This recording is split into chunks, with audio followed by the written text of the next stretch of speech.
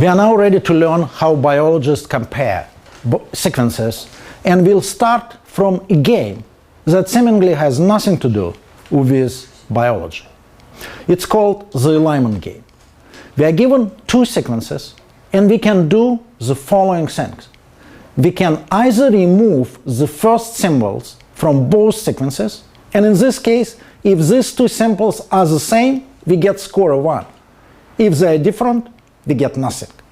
Alternatively, we can remove a single symbol from one of the sequences. Let's start. So this is our sequence, and we got lucky. They both start from A. We remove A from both sequences and we get 1 point. Now the sequences start from T.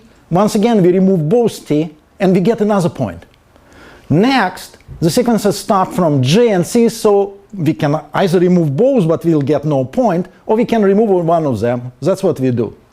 And after we removed C from the second sequence, we actually have two sequences starting from G. That's good. We can remove both and get one more point. We continue, one more point, continue, continue, continue, and finally we finished with the game and got 4 points.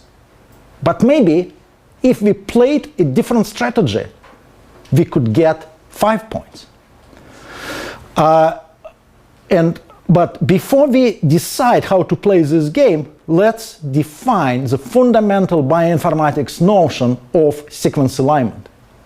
We didn't notice it, but while we were playing the game, we actually constructed the alignment of two sequences. Alignment of two sequences is a two-row matrix. In the first row, we have symbols from the first sequence in order, possibly interspaced by the space symbol. In the second row, we have symbols from the second sequence, once again in order, possibly interspaced by the space symbol, and that's what's shown on this slide. We further classify different columns of the alignment matrix as matches. These are the columns for which we get score 1 with identical letters. Or mismatches. These are the column where we have two letters but they are different. And we also have insertions and deletions, sometimes collectively called indels.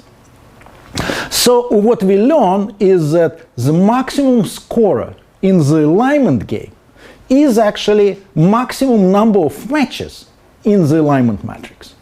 It doesn't help us to solve either alignment problem or to play optimally the alignment game, but we will see later how to do this.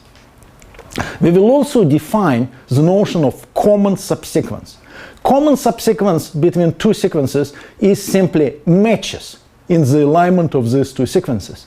And the classical problem in computer science is called the longest common subsequence problem.